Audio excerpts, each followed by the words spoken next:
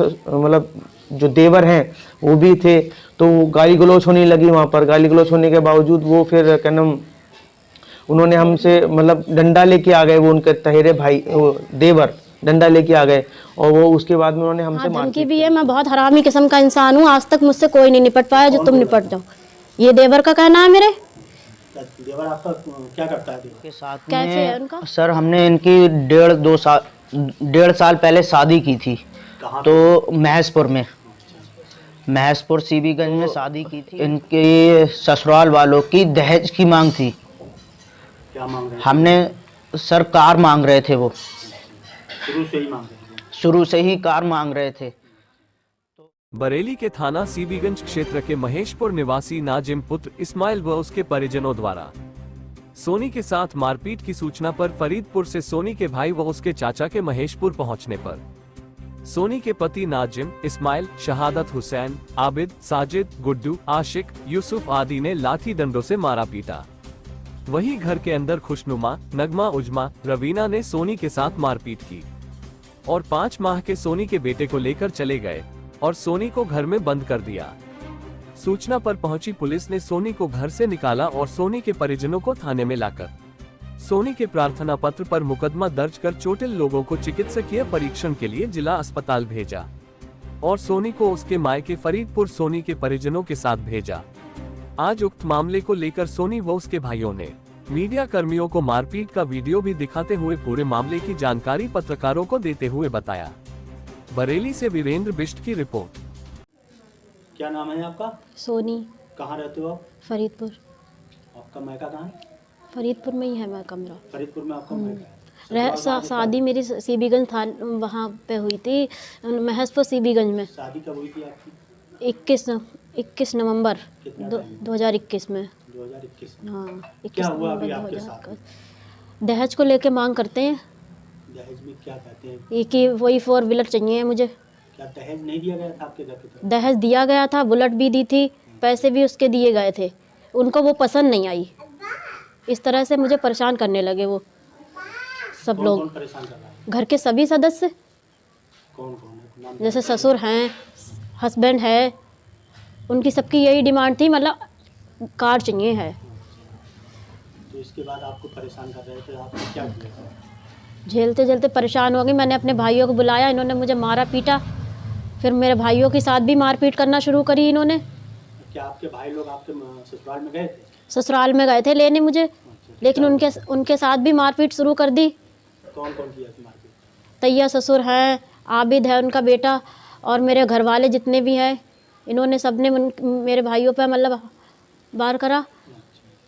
तो वो लोग ऐसा कैसे आपको परेशान कर रहे थे और क्यों परेशान कर रहे थे इतने टाइम से आपको? वही बात है कि कार को लेके उनकी डिमांड थी, इसलिए परेशान कर रहे थे।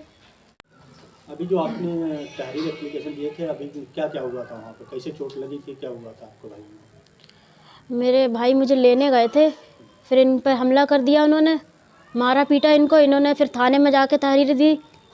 थाने में जाने के बाद क्या कहते हैं, फिर हमें तो पुलिस छुड़वा के लेके आई घर में। हमें तो बंद कर दिया था घर में बंद करके फिर पुलिस वाले भैया ने हमें निकाला वहाँ से।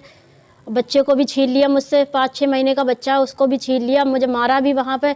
मेरी एक ननद ने तो मेरी गर्दन दबा दी, गर्दन दबा के मुझे दीवार में घुसेड़ दिया। जान से मारने की प्लानिंग थी क्या? हाँ, यही होगा, जब गर्दन दबाई है तो यही होगा।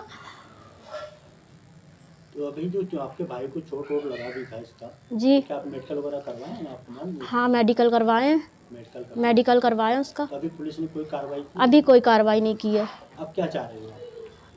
अब मैं क्या चाह रही, मुझे कार्रवाई चाहिए। उन लोगों पर कार्रवाई? हाँ, क्योंकि मुझे तो आए दिन परेशान करा है, बहुत परेशान करा है, कुछ हद से ज़्यादा ही परेशान किया है। अभी बता भी रहे थे कि आपके भाइयों को लोग वो करते हैं कि मैं उठवा लूँगा, मारपीट करूँगा। हाँ, धमकी भी है। मैं बहुत हरामी किस्म का इंसान हूँ, आज तक मुझसे कोई नहीं निपट पाया जो तुम निपट जाओ। ये देवर का कहना है मेरे। देवर आपका क्या करता है? देवर कैफे है उनका। क्या नाम है? मेरा नाम मोहम्मद यूसुफ है। कहाँ रहते हो? मैं भी वैसे तो मैं सोनीपत का निवासी हूँ। मैं अभी मामा के साथ में ही रहता हूँ, यहाँ अपने ननसाल में रहता हूँ। आपकी कौन है? मेरी बहन है। क्या हुआ इनके मायके ससुराल में? जो 30 तारीख को फ़ोन आया था मेरे भाइयों का कि क्या नाम सोनी के ससुराल में जाना है, उनको लेके आना है, तो वो झगड़ा हो गया है। तो उन्होंने हमें बुलाया तो हम साथ में गए इनके। हम वहाँ पहुँचे तो वहाँ पर जैसे लोग बैठे हुए थे, बातचीत हो रही थी। तो पहले तो शुरुआत में 1-1.5 साल से जो भी मतलब इनका रिश्ता चल रहा है, तो उसमें कम से कम 10 पंचायतें हो चुकी हैं। तो वो जब भी पंचायतें होती थी उसके ज़रिए हम इन्हें भेज देते हैं कि कॉम्प्रोमाइज़ हो जाए, किसी तरीके से इसका रिश्ता बना रहे, आगे चलते रहे। जब भी मतलब हम हमेशा हर बार हमारे नंसाल वाले ये दबे हैं कि चलो लड़के की बात है, हमेशा इसको ही डांटा है और उसकी डांटने के बावजूद कहा है कि चलो कॉम्प्रोमाइज़ करके तुम अपने साथ में रहो। एक बार हम भी गए थे, हम अपने मेरे भाइयों के साथ में भी गए थे। वहाँ पर जाके हमने खुद उनके घर पे जाके समझाया था, इसको ही लेने के लिए गए थे पर उन्होंने लेने के लिए भेजा नहीं। तो हम इसको छोड़ के वहीं पे ही आए और हमने इनको भी समझा के आए कि कनम तुम यहाँ रहो, तुम्हें यहीं पे ज़िंदगी अपनी बितानी है और अपना यहीं पे इनके साथ में कॉम्प्रोमाइज़ करो या किसी बात बर्दाश्त करके रहो तो इधर ही रहो।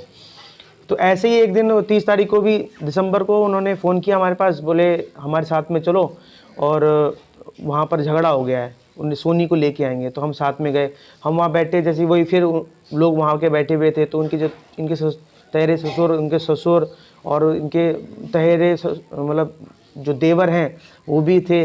तो गाली गलौज होने लगी वहाँ पर। गाली गलौज होने के बावजूद वो फिर क्या नाम उन्होंने हमसे मतलब डंडा लेके आ गए, वो उनके तहेरे भाई वो देवर डंडा लेके आ गए और वो उसके बाद में उन्होंने हमसे मारपीट करी।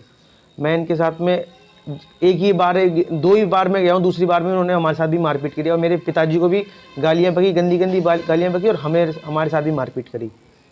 इसकी शिकायत आपने कर दी, जो मारपीट हुई थी, शिकायत की है क्या?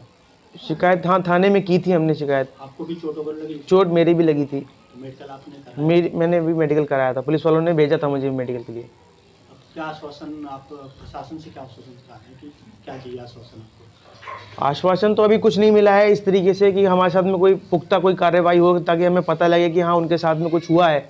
अभी तक सब मामला ऐसे ही हमें लग रहा है कि पेंडिंग में चल रहा है इस तरीके से। अब क्या कार्रवाई चाह रहे हैं? कार्रवाई ये चाह रहे हैं कि उन्होंने हमारे साथ मारपीट करी, इनको इंसाफ मिले।